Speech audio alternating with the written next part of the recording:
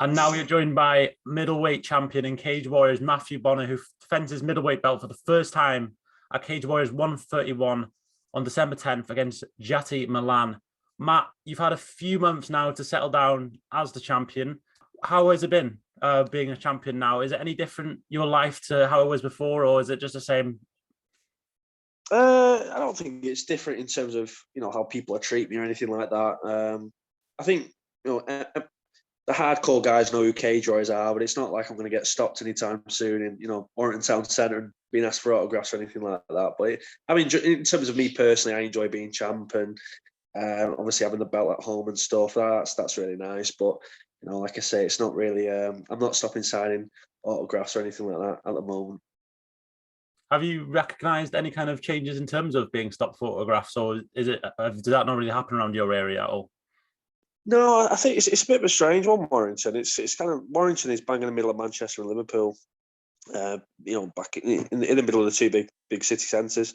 But Liverpool are obviously got like a big bonkers MMA crowd there, and Manchester is the same. But no one even really knows too much.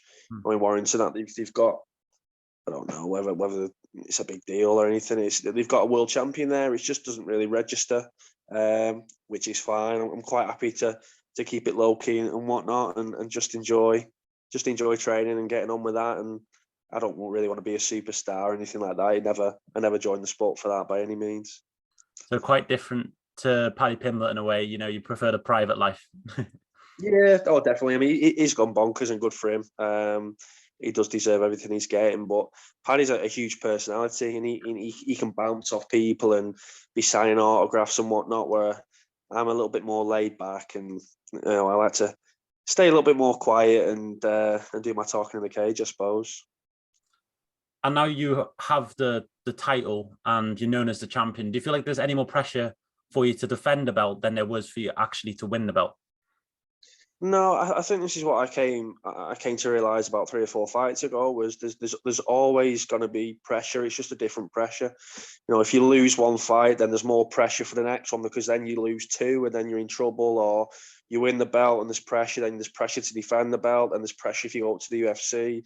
Then there's pressure that you don't lose in the UFC, because then you'll lose your contract.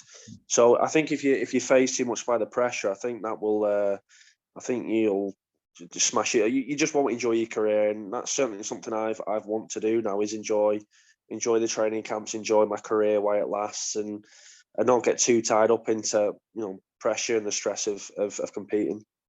And do you feel any way particularly bad for Nefias Frederick after taking his belt? Because he looked on the verge of possibly getting into the UFC. He's not on the younger side kind of thing, so it's not like the opportunity may come again.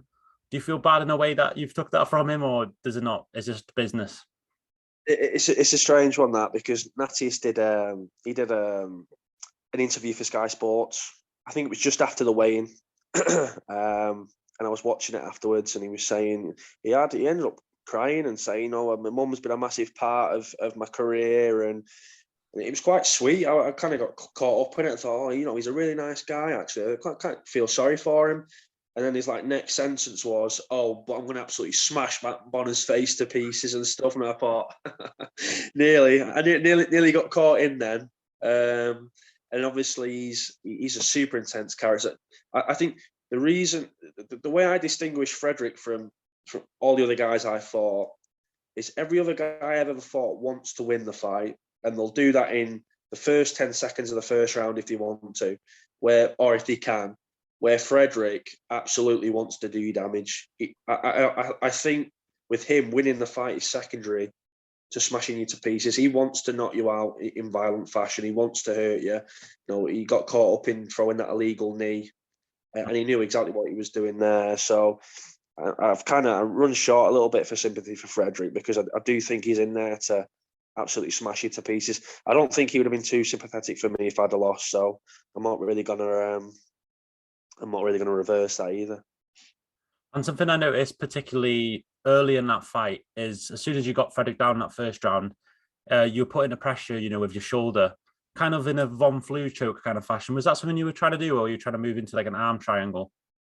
Yeah, it was more arm triangle, honestly. That was something that I thought could possibly finish the fight, and I kind of got in the same position 3 or 4 times, but I just couldn't really keep the elbow on the other side of my head. I made an awful lot of mistakes in that fight, but I think when we're talking about pressure before, if you don't feel just that little bit of pressure in a world title fight, then I think you're probably a little bit loose in the head. There was a lot of pressure. That was a bucket list thing for me, was to win the Cage Warriors world title. And I do think I oversold Frederick a little bit. I think I was just that little bit too respectful in terms of his power, in terms of what he brought to the table. When I did take it down to the ground, I felt very comfortable there. Where he was on the feet, his stamina was terrific. Really, it was kind of, I needed to take him down because he felt so strong on the feet. He felt like he weren't gassing out in the slightest. And in that third round was possibly the time he tested you most, striking wise. Did you feel in the moment you were under control, or was it? Were you starting to question yourself at all at that point? There was the only time I kind of questioned myself was after the third round, in terms of I could feel the fight was taking its toll on my energy system. I didn't take any real digs in that fight. I'm quite good at kind of the very discreet things, MMA, the things that people don't see. I'm not massively, explosive knockout punch or anything like that, but I'm quite good at not taking damage, especially when my back's to the mat. Frederick's throwing heavy shots, but none of them really connected. They were kind of slapping off the forearm, and other, shoulders and whatnot. But I was never kind of in trouble in terms of he never hit me with any damaging shots. I could feel his power on the forearms, which made me maybe slightly edgy, but I certainly weren't in any trouble, kind of power wise or anything. I just was realizing that I was gassing out at the end of the third round, which makes sense because I've only ever fought 3 rounds. I've never done a 5-round fight before. And obviously, you got the finish in the 4th round. Were you expecting to go to the championship rounds in that fight before, or were you looking to get the finish early on in that fight before entering the fight? I think ideally it would have been kind of a sub finish in the second or third. That was something that I think was in my head going in there. I didn't think I was going to knock him out or anything like that, anything too dramatic. But I thought I could kind of sub him in the second or third round. Obviously, it was kind of the back end of the 4th that happened, so I wasn't miles off. But ideally, I would have been a little bit fresher, and obviously, me applying submissions are a lot easier when you've got a little bit more energy. Is your training camp different at all in terms of preparing for the championship rounds? In comparison to fighting, 3-round fights? Not as much, I think, as people might think. Generally we spar at Next Gen on a Tuesday and Thursday, and 99% of the time you'll be doing 4 or 5-minute rounds anyway. And that could be for the amateur guys, or it could be for the pro guys, or obviously fight for a world title. The only difference is when we kind of get 2 to 3 weeks out, then my coach forces me to do 5-5s. And that will generally be in the cage upstairs. But in terms of the rounds and stuff, the amateurs and the pros, we're generally training the same rounds. It doesn't really make much of a difference. And, you don't have much tape on Melan looking at this fight. It's kind of a name that's come out of nowhere. How surprised were you to hear his name offered to you as your first title defense? Yeah, I didn't. I tend to think I know most of the kind of the European middleweights and whatnot, and obviously the guys in Cage Warriors, and I didn't know who he was. But I've said this to a few people. I think that kind of shows almost what I've done to the middleweight division in Cage Warriors. They prefer bringing guys in from Cage Warriors, the guys who they've already signed to contracts and whatnot. They only go outside to pull people in when there's no real other possible matchups. I've gone through 4 guys. I've finished them all. Frederick looks like he possibly weren't really interested in a rematch or anything like that. That was never offered in the slightest. So they've kind of been forced to bring this guy in from France, Milan, and I just have to fight who they suggest. There's no kind of feedback from me in regards to who I would like to have fought or anything. So Milan it is, and Milan is hopefully who I'll be in December. And it's kind of an unusual situation I've seen, because there's very, very little detail out there about him. If you look at websites, they don't even know what his age is. It's unknown. Yeah, it's odd. Do you feel like this is a disadvantage to you with this little amount of information about him? I think it very much depends, because he's not fought for like a year, 2 years or something like that. It doesn't look like he's fought since COVID, which makes sense. So there is that kind of blind spot. Well, what's he done in that time? Has he focused in the gym? Has he been focused on getting better and stuff, or has he just sat at home and done nothing? No, I have no idea. So I guess he has kind of got that advantage going in. He's got 4 fights in the last 6 months, which he can look at and and yes, he'll peel back the layers and see what I bring to the table. Where I've not really got the same. His last fight, I think, is on YouTube, was about a year, 2 years ago, whatever it was. But generally, even if you look back at my career, kind of 2, 3 years ago, I have made changes, but there is certain things that are part of you as a fighter, and there is parts of the things that Melan does, which I think will still be there, and stuff that I can work on countering and like you say, hopefully winning the fight. And how difficult is it preparing for an opponent like that if there's very little detail in terms of tape, in terms of video footage to watch of him? And does it make you switch your training camp at all in terms of basing it more off yourself than other training camps? I think I tend to do that anyway. My training camps, it doesn't really. It's not. So if you break it down into percentages, I would say 80% of the time in a fight camp, I'm working on fundamentals, getting my fundamentals better. Whether 20% would be, okay, Milan's a southpaw, so we'll work countering southpaws or something like that. So generally, the training is more geared up towards honing my skills and not worrying too much what these guys bring to the table, especially when he's not fought for 2 years. There's no point me focusing on this one thing that he does because he's really good and it's effective, and then he brings something else to the table. So it's been more about, again, improving myself and not worrying too much what Milan brings to the table. Are you expecting a surprise at all on fight night from him with this kind of lack of detail or knowledge about him, in terms of something he might bring that you're not really expecting or that you've not prepared for?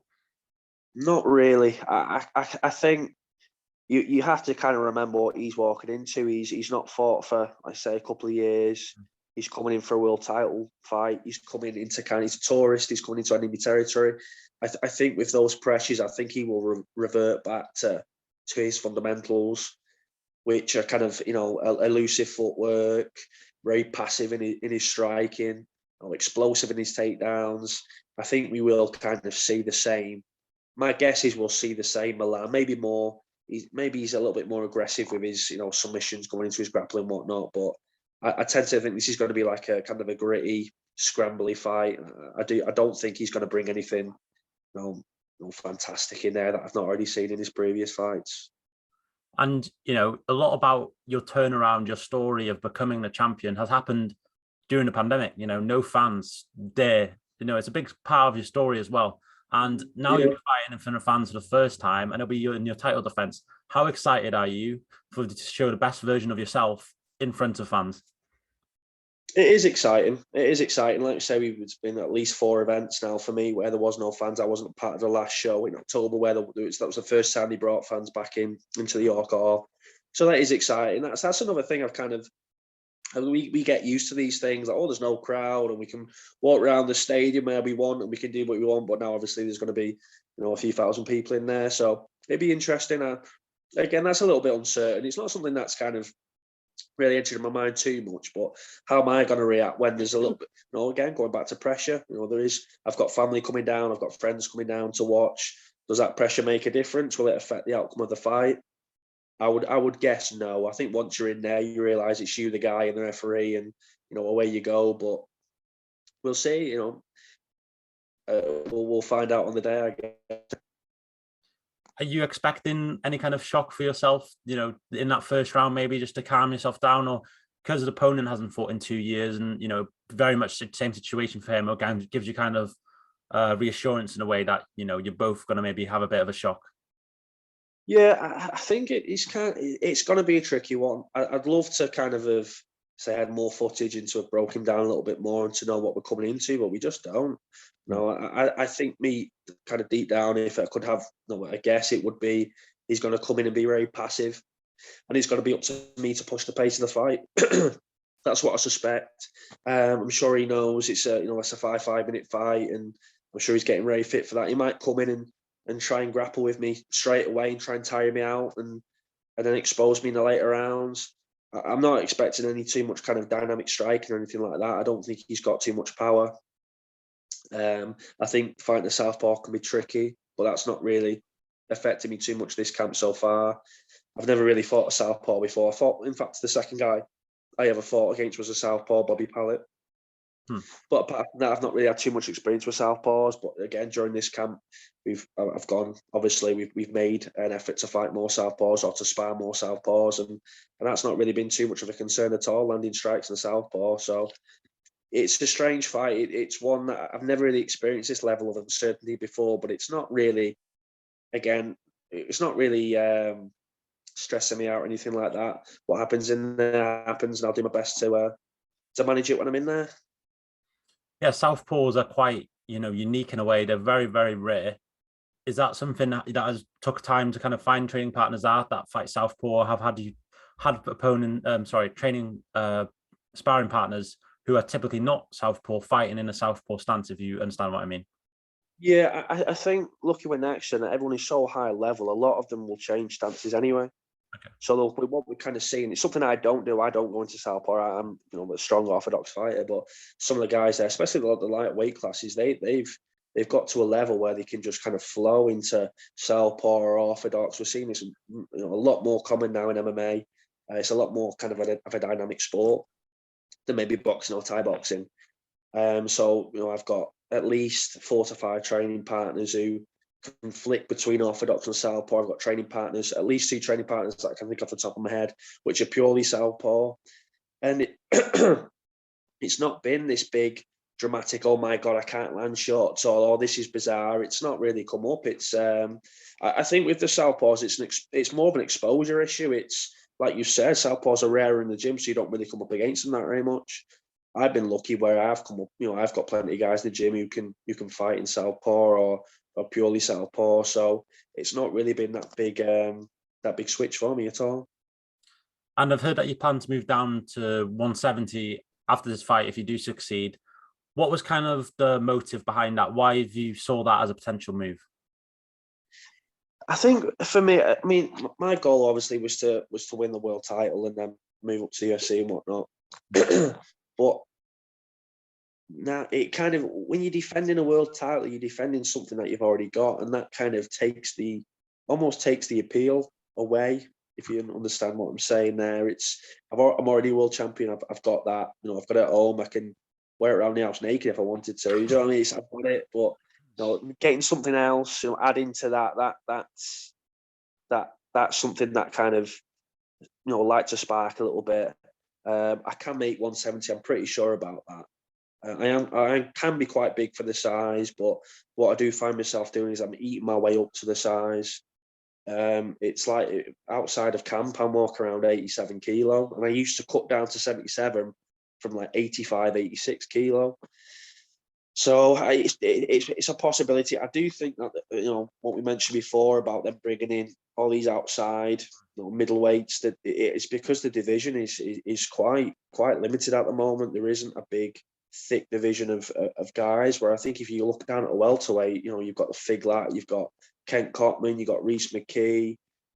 You've got some really strong guys there who would like to fight. Burlington, Justin Burlington. You've got some top guys there who maybe can just switch me on a little bit more and keep me active in camp. I want to be training 4 hours a day because I'm so scared of the guy I'm fighting, and that's not really happening in the middleweight division. I can't think of who I fight after this fight, after Milan. Who do I fight? Who would I defend the belt against? I'm not too sure. Well, like I say, welterweight, I can name 4 guys who are really strong competitors. So do you see the potential threat of losing motivation really defending the title? Because, we look at some of the champions in MMA, the most iconic ones ever, they kind of maybe lost motivation through defending a title, and that's how they've lost themselves. So do you feel like that is a potential threat to you, and that's also why you want to move on? Yeah, I kind of do actually. Not so much where obviously I'm still training. I'm very disciplined in my training. I still enjoy training very much. It's something that I was kind of ill for a few days very recently, and the idea of sitting at home, stays exciting for the first kind of 3 hours. Then you think, what the hell am I doing now? What do I do? I'm bored. I want to train. I want to be competing. I want to be sparring.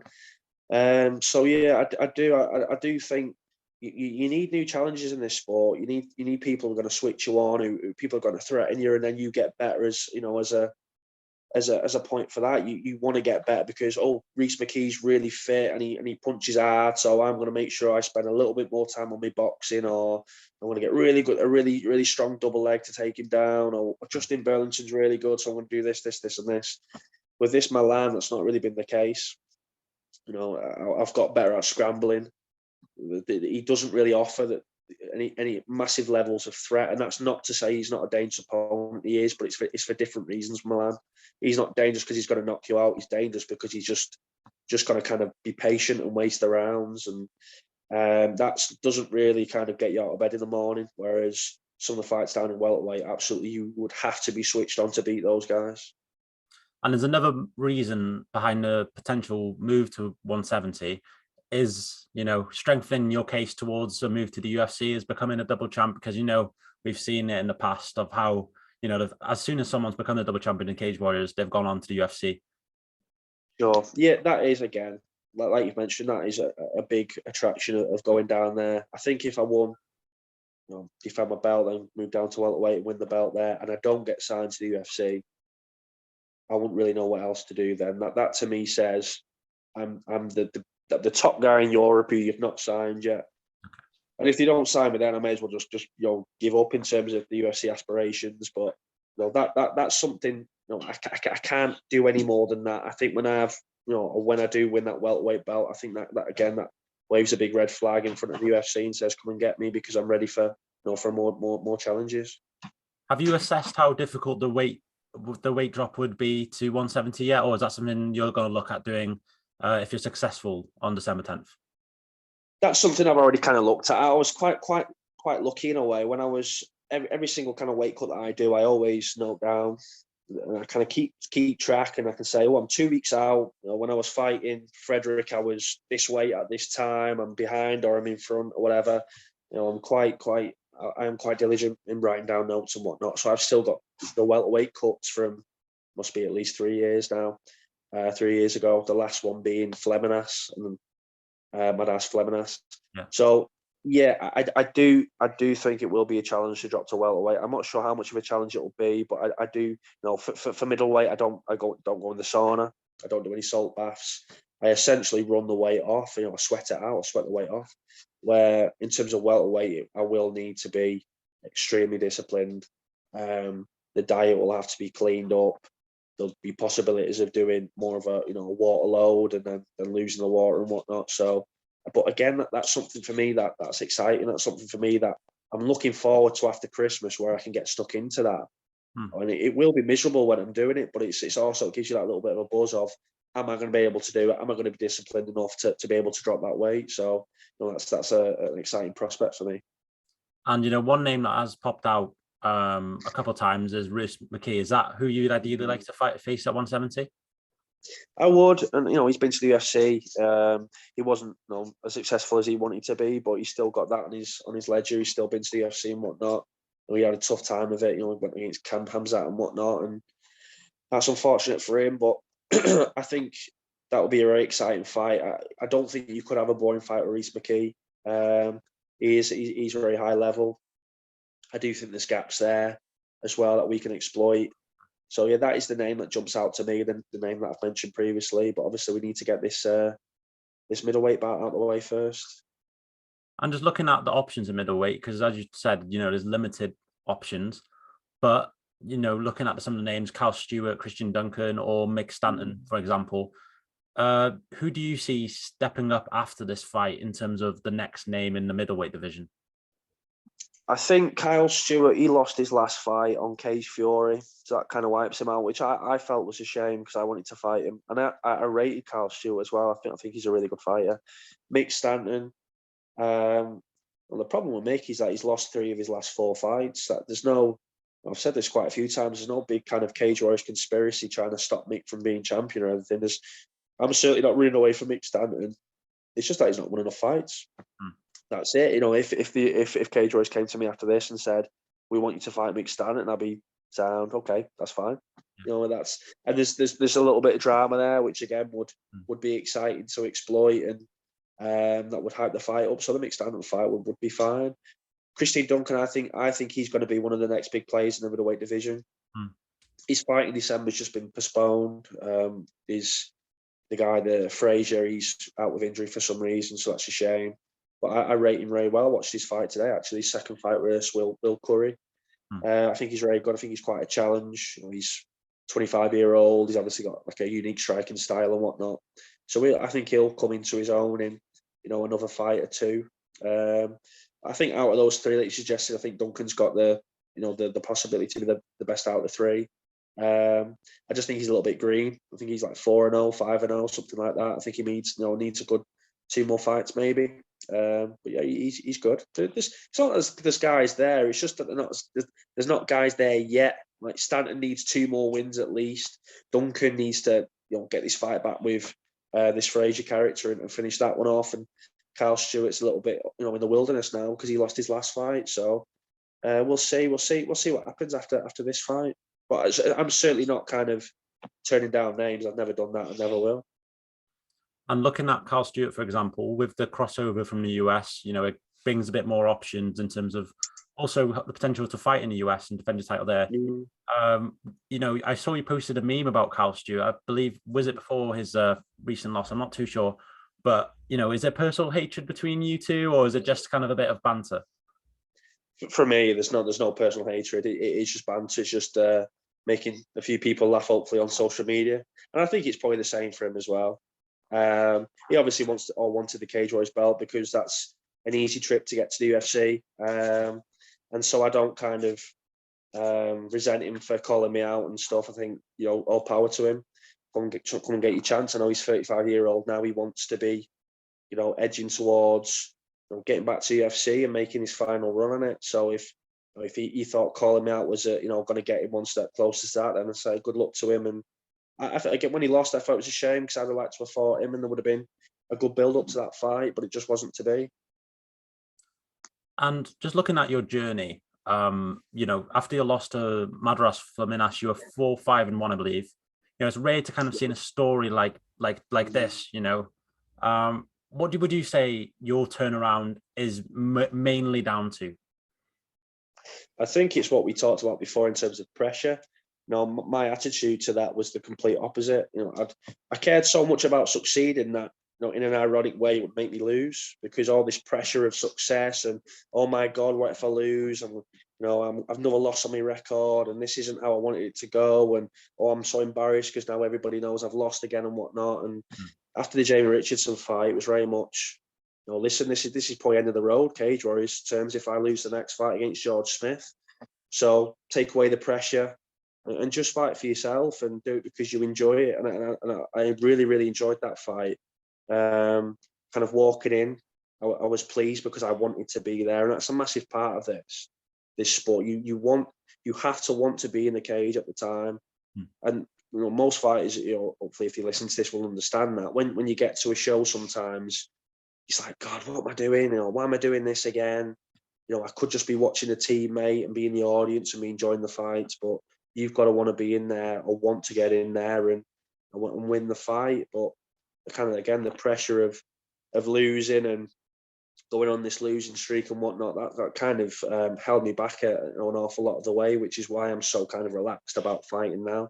I'll go in there and I'll do my best. And if it's not enough, it's not enough. I'll rebuild. And if I lost this fight, it would be unfortunate. I'd lose my world title, but I've certainly been in worse positions before than I would have been, or I might be, in 2-3 weeks' time.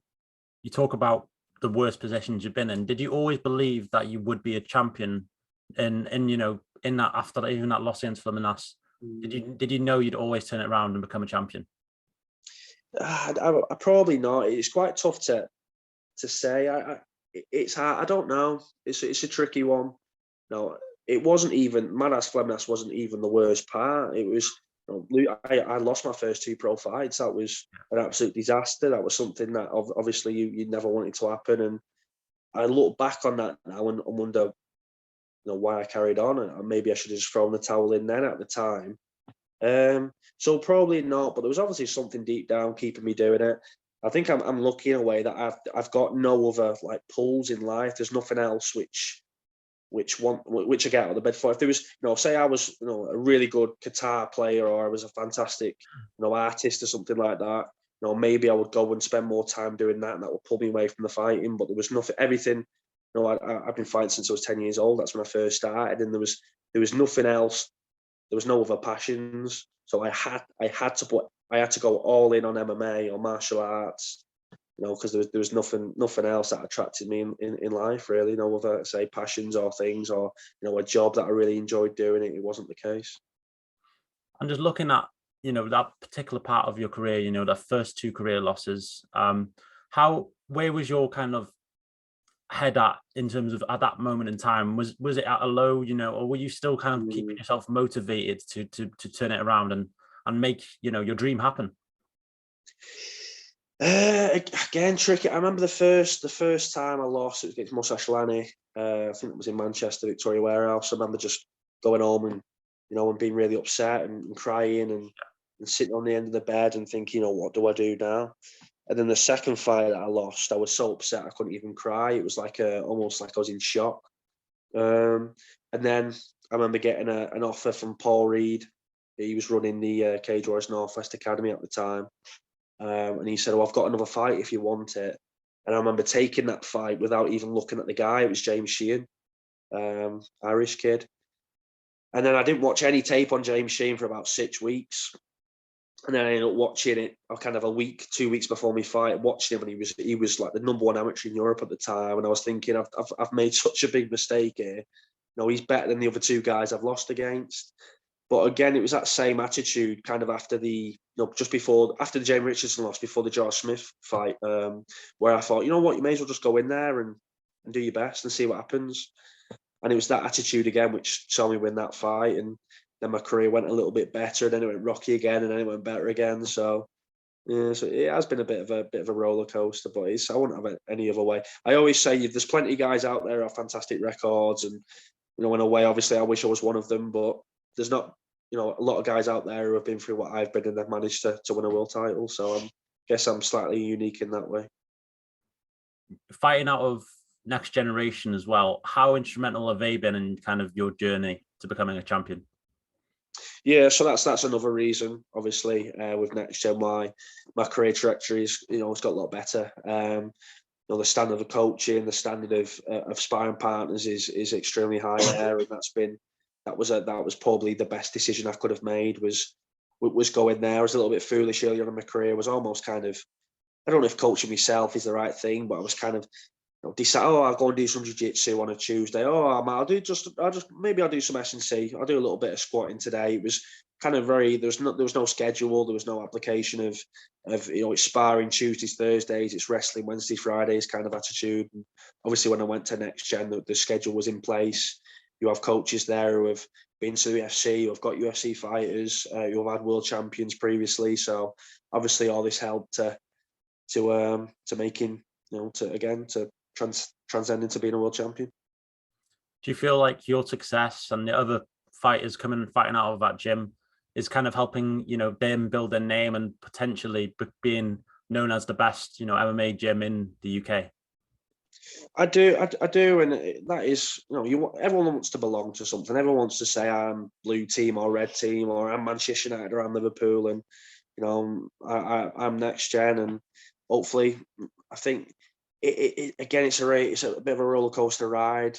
MMA, we had Molly and Paddy go to UFC and smash it, and Next Gen, where, oh my God, we're the biggest gym in the UK, and then the next week you've got guys who are losing on shows, and 4 out of the 6 guys lose. So it's very up and down, this MMA. You don't find one gym who's massively successful. You have a few gyms who separate themselves off as the elite gyms in the country, but every single gym has wins and losses and whatnot. But hopefully that kind of me winning that 4th world title for Next Gen puts them on that map that little bit more. And and hopefully I kind of they enjoy me being there, and we can have a little bit more success together. And for you, potentially representing them in the UFC, what would that mean to you and to Next Generation? Well, again, hopefully it would, it would put them on that map that little bit more. And I started watching UFC when I was kind of 17 years old. I didn't know anything about MMA up until then. No one did really. It wasn't really anywhere close to the scale it is now. I remember I moved to Wales with my brother, and it was the first time we'd had Sky TV, and the Ultimate Fighter popped up on TV, and that was that. Then we wanted to be MMA fighters. So, and it was always, I wanted to fight in the UFC. It was never for money. It was never for fame or anything like that. It was just a goal. So that would mean an awful lot to get to UFC and and win fights there and whatnot, and put myself on the map. And yeah, and I say hopefully next gen would be there for the ride as well. Now, finally, just before I let you go, can I just get an official prediction for you for your upcoming fight? And also, how do you see it kind of playing out? Do you see it going the distance, or how do you see this fight with Melan going? I think it will go the distance. What we went back to Cage Warriors with, we said, listen, we'll take the fight, but you do realise this is going to be quite a boring fight, don't you? And they said, well, yeah, maybe.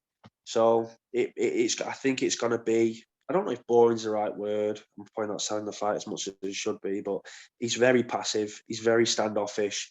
He doesn't take a lot of risks. His grappling looks quite high level. His striking doesn't look like it poses too much of a threat. So I do think it's going to be a little bit of a chess match. I'm going to have to be quite patient with him. He wants you to rush him. He wants you to come forward into a takedown or into a strike. So he's a tricky customer. He's not like Frederick. We know what Frederick brings. He's going to want to knock you out. We know what James Webb brings. He wants to take you down on the cage. Where this Djati Melan, he just wants to stand there and watch and see what you do and then react. He's very much, he reacts to you. He doesn't go on the front foot really. So I do see it probably going the full 5 rounds. I don't want it to. I want to finish. I want to go in there and smash him to pieces, but it takes 2 to tango when it comes to that, unfortunately. I'm going to try and pressure him and see what he does, see if we can force any gaps. Do you feel like this win would be bigger than your win against Frederick, considering all the kind of situation around Melan and also the fans for the first time in defending your belt? I think possibly. It does all depend on the finish, doesn't it? If there's a big, exciting finish, then that will blow up over social media. I think what Melan has got is he's got that 7-0 record. So if I can beat someone who's undefeated prospect, like you say, we don't really know his age, but I kind of put him around kind of 25 to 28-ish maybe, and he still looks quite a young guy. So I think beating a young, undefeated guy, again, European, I think that would go over quite well. It just depends on how you get that finish, or if you do get a finish. Just one more question before we let you go. We look at Paddy Pimblett, what he did with his first UFC offer. He rejected it and stayed a while. Would you reject a UFC contract if it came to you after this fight to move to 170 and get that title, or would you just take the offer as it was? That's quite a tough one. I think I'd obviously take the advice of my coach, Paul Rimmer. I assume we'd probably go to the UFC. I assume, but I would still, like, if I have to pick now, I would love that Cage Warriors welterweight belt. That really appeals to me, and that kind of surprises me. I would have said UFC. I want to go to UFC and whatnot, and I still do. But I think the UFC would like to see me win a few more as well. Like we say, we go back to the record. I'm 10-6-1. I think they would like for me to at least get 12-6-1, and have those 2 belts. And I think they'd pull the trigger then. So I think for both parties that would be beneficial. Well, thank you very much for your time, and we're just under 2 weeks to go now. I wish you all the best in your defence of your title. Cheers, buddy. Thank you. Pleasure.